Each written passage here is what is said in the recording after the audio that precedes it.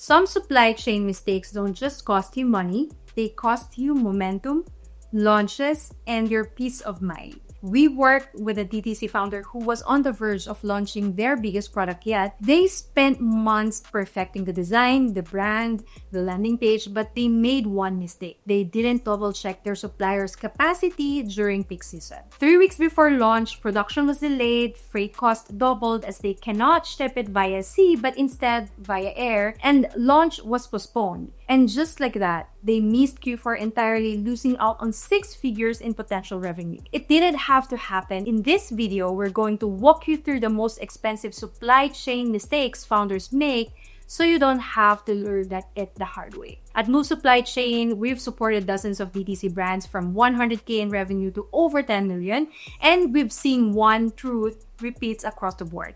The biggest hits to growth don't come from bad ads, bad products, or bad branding. They came from invisible mistakes in your supply chain that snowball without you noticing. Let's break down the hidden supply chain mistakes that drain founders. Mistake number 1, hiring one ops generalist to handle it all. Founders often bring on one operations manager or general VA and expect them to cover everything from sourcing, inventory, freight, warehousing, vendor follow-ups, and the timelines. But supply chain isn't one job. It's 5 different roles, each with its own expertise. We worked with one founder who hired a former retail buyer to run ops. She was smart, organized, and hardworking, but had zero experience with forecasting of freight. And the result, they over-ordered based on gut feel. They paid $12,000 in surprise demurrage fees and had no plan for optimizing their 3PL relationships. When we stepped in, we built a fractional team, one demand planner, one sourcing lead, and one logistics specialist. Within 60 days, we recovered $60K in cost and got their systems running on calls. Mistake number 2, accepting supplier terms without question. Let's say a supplier tells you their MOQ is 10,000 units and you assume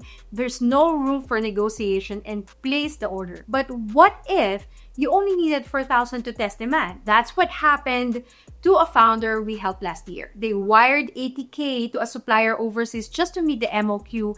6 months later, 30% of that stock was still sitting in the warehouse, not only tying up their cash, but paying so much extra in their warehouse. And we took over the supplier conversation. We found out that MOQ was driven by fabric roll size, and then we switched to a stock color, negotiated down to 3,500 units. We saved 32K, which the founder used to launch a new collection. They kept the same quality, same supplier, and even shortened the lead time. Mistake number 3, starting sourcing too late. Here's a story we see too often. A founder builds hype for a launch, starts pre-selling, plans a big campaign, and only then reaches out to the manufacturers. By the time something is done, production is slotted in, and queues is finished, they're already 8 weeks behind. And one brand lost 110K in ad spend because they couldn't fulfill their pre-order on time. What did we do differently?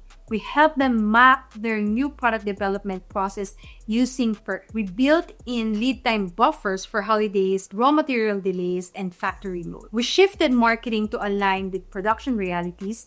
They didn't just recover, they scaled their next 3 launches on time and under budget. Mistake number 4, guessing inventory and pay for it later. One founder was using a gut feel to reorder based on Shopify sales and team memory. No forecasting, no planning, and when BFCM came, they stocked out of their hero product in 48 hours.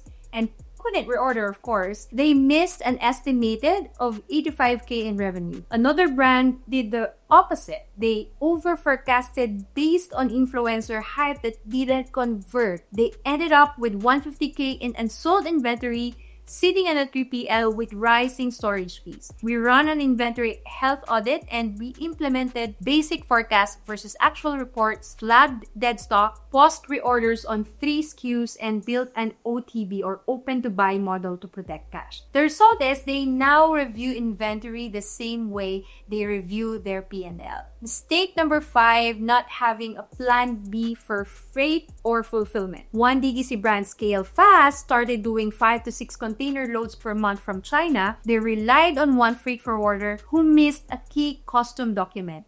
And that single oversight cost them $26K in demurrage and penalties, plus 3 weeks of lost sales. When we stepped in, we built in freight redundancy, negotiated better DDP rates, and split critical SKUs across multiple containers. We also set triggers for advanced planning during peak seasons. They now have full visibility, a backup plan, and they never scramble again. These are fixable, but not if you wait. So you might not be losing 50K today, but these mistakes add up fast. Over reordering, missed launches, freight surprises, poor terms, by the time you realize it's a problem, it's already a cost on you. If you're a founder scaling fast and want to stop this bleeding before it starts, click the link below and book a free strategy call with me. We will audit your current setup, identify the most urgent fixes, and show you how to grow